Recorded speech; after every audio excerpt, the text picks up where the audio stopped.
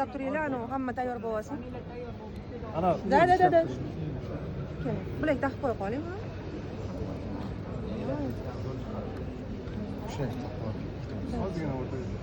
Ozgina o'rtaga olsak bo'ladi, bolalar.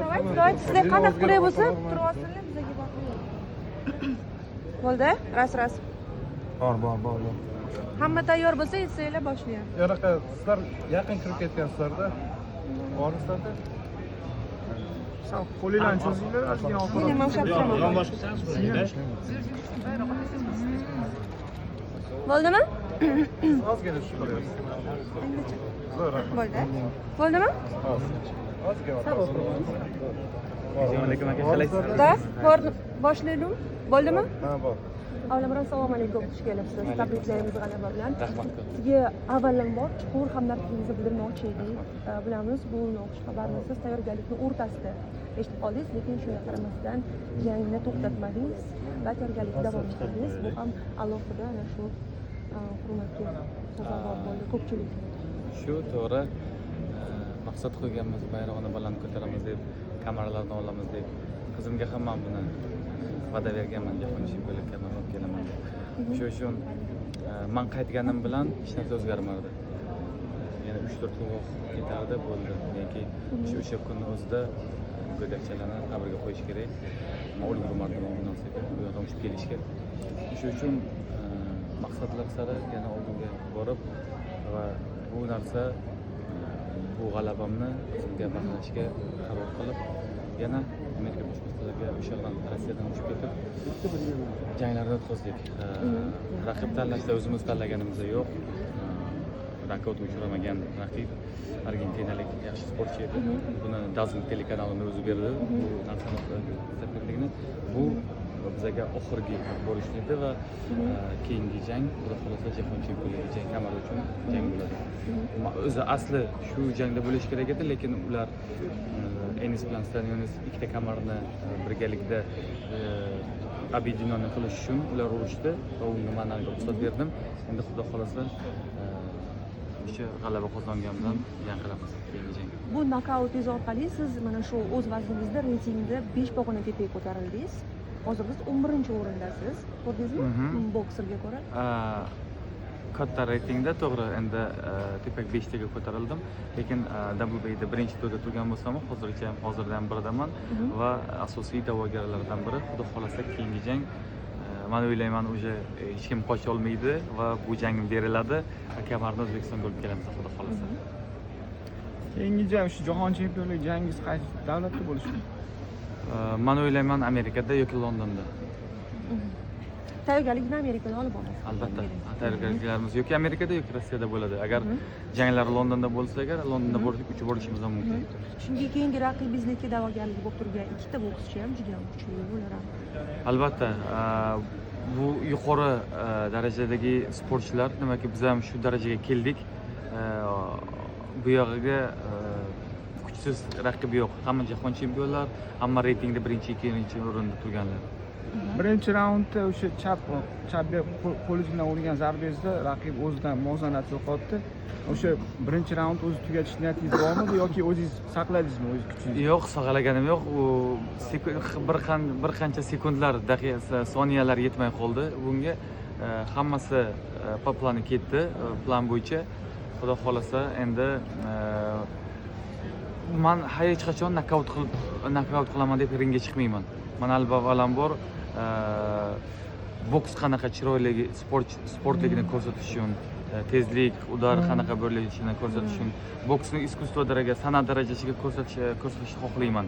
Bu faqatgina urush, bir-birini urush emas, balki san'at darajasini ko'rsatishga har doim harakat qilaman va shu narsa uchun men ringga chiqaman. Promouterlarga ham shu yoqadi, uzoqroq. Albatta, chiroyli jang. Barchaga ma'lumki, Shahram G'iyosov Cristiano Ronaldoning muxlisi. Ronaldo 100-mingchi g'alabasidan keyin, Ronaldo 1000-chi golidan keyin futbol karyerasini tugatmoqchi. Shahram G'iyosov o'ziga nechta g'alabani maqsad qilib qo'ygan? Maqsadlar katta, hozircha yaqinlash niyatim yo'q. Hamma kameralar o'rganimizdan keyin, absolyutni jahon chempioni bo'lgandan keyin o'ylab ko'rsam bo'ladi. Ungacha men qiladigan ishlar juda ko'p. bayrog'ini butun dunyoga ko'rsatish niyatim bor va tepaga ko'tarish niyatim bor. Bu jangingizda jarohatlar oldingizmi yo keyin tayyorgarlikni qachon boshlaysiz shu haqida gapirsangiz. Hozirga 2 hafta menga dam berishdi jangdan keyin. 2 haftadan keyin yana trenirovkalarni boshlab, yana podgotovkani boshlab, keyingi jangga, keyingi raqibga qarshi tayyorgarlikka boshlaymiz. Yana bir bor aytib o'tmoqchi edim, dunyo nashrlarini kuzatdik. Jahonga mashhur shu avvalo shu 100 yil bo'lgan nashrlar ham satr yozishdi va ko'pchilik sizni shu matonatingizga tan berishdi. Ko'pchilik sizga havas qilib, mana sportchi mana shunday bo'lishi kerak, sportchini karyerasida hech narsa to'sqinlik qilmaydi deb sizni haqiqiy yana shu sportchi timsoli. Hammasiga alhamdulillah deyish kerak. U yigit kishining boshiga nima tushadi hech kim bilmaydi. Qanaqa sizga sinovlar keladi. Alloh har kimni har qanaqa sinaydi-da. Sabri yetmaydigan sizga dard bermaydi, sizga qiyinchilik bermaydi. Bilar ekanki, bu narsani ko'tara olaman. Shu uchun shunaqa menga menda o'ylayman sinov berdi. Hammasiga alhamdulillah.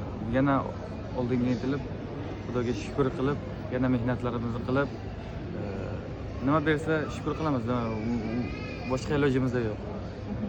Rahmat. Omadli keling. Jang oldi tayyorgarliklar ko'ngildagidek bo'ldimi va umuman jangni qoldirish qanaqadir bir fikri keldimi sizga? Fikr bor edi. Rostini aytsam, meni qaytish niyatim bor edi O'zbekistonga, lekin otam menga telefon qilib, bo'lgan narsa bo'ldi. Biz o'zimiz bu yoqda hamma narsani hal qilamiz.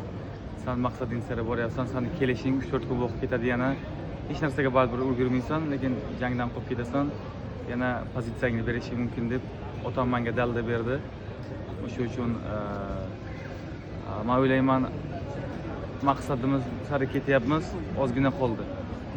To'xtab qo'yish niyatimiz yo'q. Xudo xolasa bu narsa bizani kuchli qiladi-ku, lekin cho'ktirmaydi bizani maqsadimizni. Xudo xolasa. Tayyorgarliklar qay darajada ko'ngildagidek bo'ldi? Yaxshi bo'ldi. Hamma tayyorgarligimiz bizning Dog'istonda bo'lib o'tdi. 1,5 oy, 2 oy davomida va 2 hafta jangga 2 hafta qolganiga Nyu-York Qo'shma Shtatlariga uchib bordik. U yoqdan Nyu-Jersiga jang Atlantic City degan joyda va o'sha yoqda aslovnoy podgotovkamiz men o'zim bilan o'zim jang qildim, psixologik jang. U agar o'zimni yuta olmaganimda men jangni ham yuta olmardim. Demakki menga bir qattiq bu tegdi bu sinov. Bunaqa vaziyatda agar sportchi o'zini yenga olmasa, hech qachon raqibini yenga olmaydi. O'sha uchun o'zingizni yengishingizdagi kuch nimada edi? Allohga bo'lgan ishonchda va bergan taqdiriga bosh egishga. Men hamma narsani qabul qila olaman dedim o'zimga. Agar qabul qilmasak, biz bu narsaga katta maqsadlar sari qadam qo'ya olmaymiz. Bergan hamma sinovga shukr qilib, qabul qilib, yana oldinga intilib, yana rahmat deyish kerak deb o'ylayman. Raqibingiz ham kuchli edi. 12 daqiqalik jangda uni qaysi kuchli tomonlarini his qildingiz? Albatta raqibim hali nokautga uchirmagan raqib, 17 ta g'alaba qozongan va 2 tagina mag'lubiyat. Ular ham bo'lsa ham ochkolar hisobida. Men rostini aytsam nokaut qilaman deb chiqmaganman. Men bizning planimiz bor edi. Jang taktikasi 1-raunddan 10-raundgacha qanaqa ishlash taktikamiz bor edi. O'sha taktika bo'yicha hamma ishimizni qildik, qo'limizdan kelganini qildik va raqib dostoyn turib berdi. Ham juda ko'p udarlar urdim. O'shanda ham turib, yana oxirigacha kurashdi. Nomiga chiqqani yo'qda, bo'ldi, urushdan pulimni olay deb chiqqani yo'q. U ham harakat qilib, men ham birinchi o'rinlarga chiqay deb chiqadi-da bunaqa soperniklar. Ushbu jangga yondashuv boshqacha edi. Sababi o'sha marhum qizchangizga g'alaba qozonish haqida va'da bergandingiz. Aynan ringda ichki kechinmalaringizdan nimalar o'tdi? Emotsiya nol edi, emotsiya yo'q. Bunaqa payt emotsiyalarni o'chirib qo'yasiz. Agar siz professional bunga yondashmasangiz agar bu narsa sizni sindirib qo'yishi mumkin.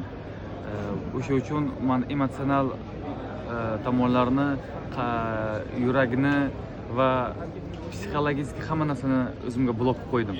Hech narsani eshitmadim va hech narsani ko'rmadim, faqat raqibimni ko'rdim xolos bo'ldi. Keyin jangdan keyin bu haqida savol berishganidan keyin men ko'z yoshlarimni tutolmadim o'shanda.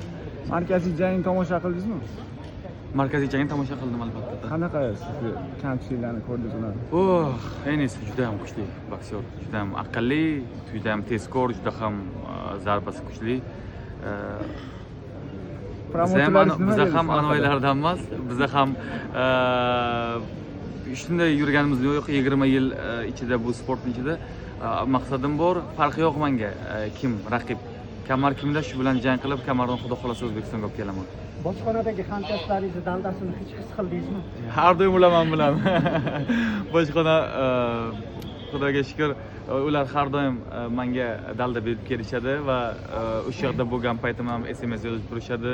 Hatto generalimiz ham bizga SMS yozib, biz sen bilan xudo xolasa sen g'alaba seniki bo'ladi. Bayrog'ini baland ko'tarasan deb menga bo'ydan oldin yozdilar. Albatta bu narsa menga kuch beradi. Men his etaman. Biza bilan prezidentimiz, biza bilan bizning xalqimiz, sizlarning duolaringiz, ota-onamizning duolari, hamma narsa bu narsa menga kuch beradi. O'sha uchun men bu narsaga, o'sha uchun men orqaga qadab qo'ymayman. Har doim oldinga intilaman. Shu uchun maqsadlar sari har doim oldinga boramiz. Rahmat kelganlaringiz uchun. Salomat bo'ling. Yana bitta savolim bor edi. Oxirgi savol lekin aka. Raqibingiz sizdagi ushbu holatni avvaldan beri bilgan bo'lsa kerak. Hurmat qila oldimi yoki foydalanishga harakat qildimi? Men rostini aytsam bilmayman. Biz raqiblar, biz bir-birimizga har doim hurmat ko'rsatamiz. Biz ringda dushmanmiz, ringda biz bir-birimizga qarshi harakat qilamiz. Ringdan keyin har doim bir-birimizga hurmat ko'rsatib, salomlashib, minnatdorchilik bildiramiz. Nimaki bu sport, bu do'stlik. Sport bu sog'lik, bu sport bu birlashtiradi. Butun davlatlarni birlashtiradi.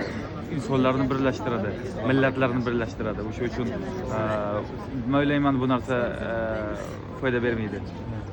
Rahmat savol uchun. Sog' bo'linglar. Salomat bo'ling. Fotoga tushib olding. Assalomu alaykum opajonim. Rahmat.